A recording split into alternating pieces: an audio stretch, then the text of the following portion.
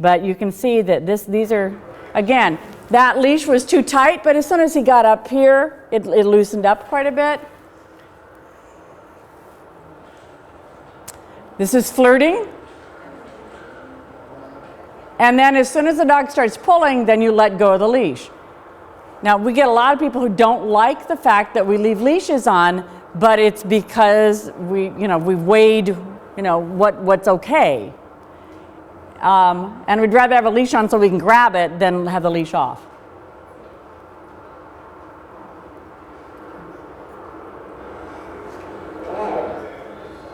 So too tight here, but slackens up here.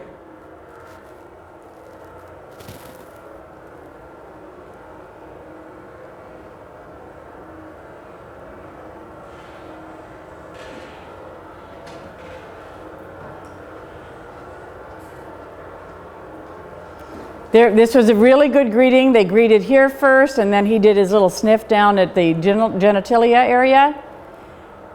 Look how they're not, even though the border collie wants to engage eye contact, the other dog won't let her. See, look at her. She's looking straight on, but the other dog's like, well, no, I'm not, we can't do that.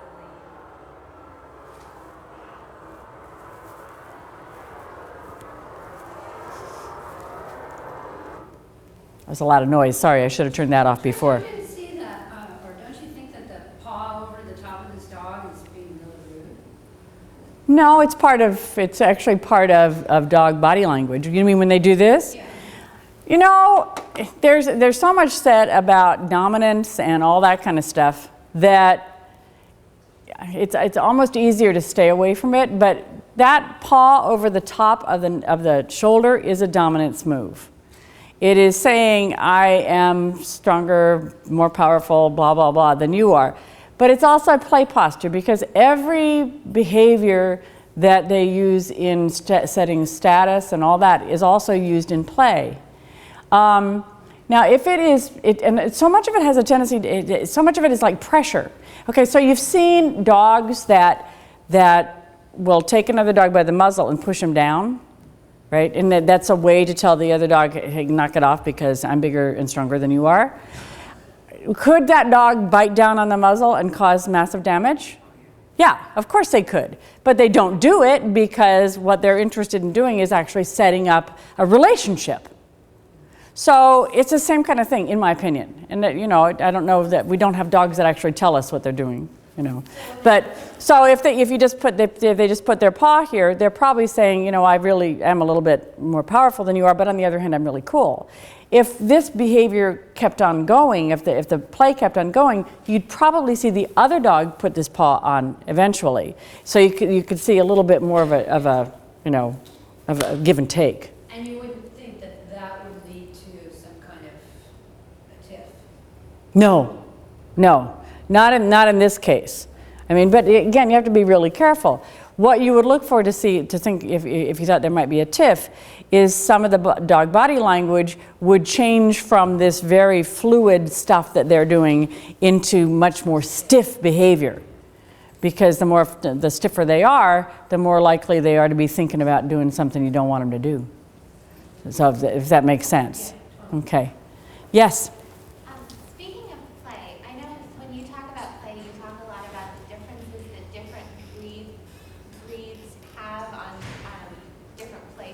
Yeah. And you talked a little bit about this in breeds that have a direct stare, but how much of an impact does a dog's breed have on its style of greeting? Oh, tremendous amount. Because if you've been breeding dogs to behave in one way, and you've got you're not even realizing you're doing it, but because you want pretty blue dogs, so you keep on breeding blue dogs to blue dogs to blue dogs, and you're going to get some behavior that they're going to start displaying as well. Then those dogs they'll have a tendency to have a behavior profile. And that profile will include greeting behavior, which will be very different from the Australian Shepherd down the road, or the greyhounds or whatever, which are very, very different. And the miscommunication between the two dogs is just, or two types of dogs is just phenomenal, because you can get all kinds of screwed up dogs that way. Because here's the Aussies thinking, I love to barrel into other dogs, and that's how we greet in our family. And the Greyhound's going, you touch me one more time and you're dead meat. So it's just two different ways of looking at things. If you think about it, if you have a family, especially kind of a big family, they have a tendency to have certain behavior profiles, and they may behave like that too. That's why we feel so much more comfortable in our own family, in many cases, than we do outside our family. My big fat Greek wedding. Beg your pardon? My big fat Greek wedding. Yes, like my big fat Greek wedding, or in the case of me, like my big huge family, the Palmer family. We were with 12 kids. We didn't need anybody else, and we all knew precisely how to greet each other, and so none of us knew how to act out in polite society. It was hard. It was really hard to learn, because we never did it, and we moved a lot. So then you have your own little society. Can you see that would happen in a kennel?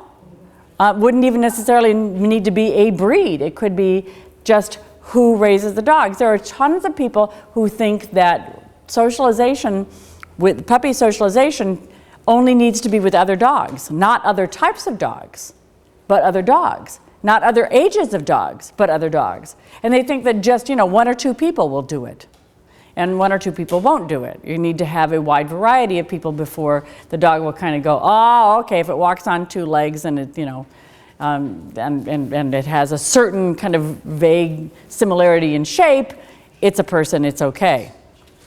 And it's a hard thing for our shelter dogs, because we got a couple of shelter dogs, from somewhere down south. I can't remember where. They were so cute. I don't know if you guys remember seeing them. They were little Irish Terrier mixes, just adorable little Irish Terrier mixes. And they had essentially been raised in the shelter. So they had never met any other dogs except the other dog, and they had met only the people who worked in the shelter. Consequently, both of them were extraordinarily shy. And in the case of most shy dogs, what happens is as they become more confident where they live, they become aggressive. Because, and you can see where that might happen, couldn't you? Because if you live in one area and now you get comfortable in that area, anything that comes in that area is now going to be a threat. Well, you're not going to leave, right? Because if you left, then you would be uncomfortable. So there you are, you're sitting in your little house going, well, I'm not going to let anybody come in here. Nobody on earth can come in here. So does that make sense? I don't know if you're doing any live ones, but you probably know about him.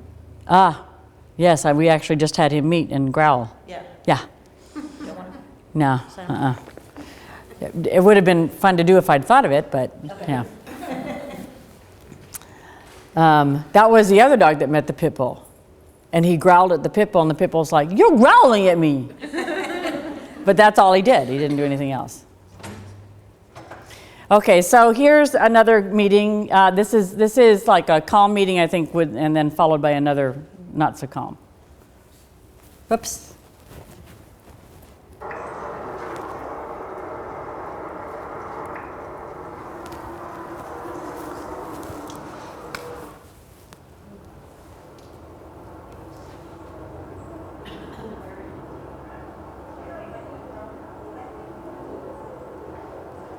So we have dropped the leashes as soon as possible. Oh, that was nice. That's really, really nice. When you get a dog that does that, that actually drops itself down to the level of a puppy, that's wonderful.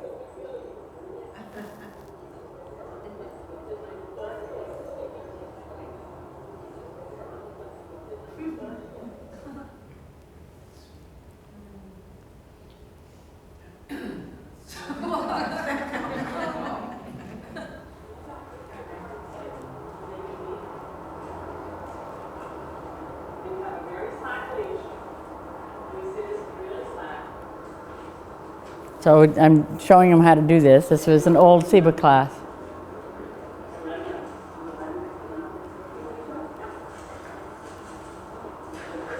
Okay, so what's happened now is that they've started their breeding process and we're not ready.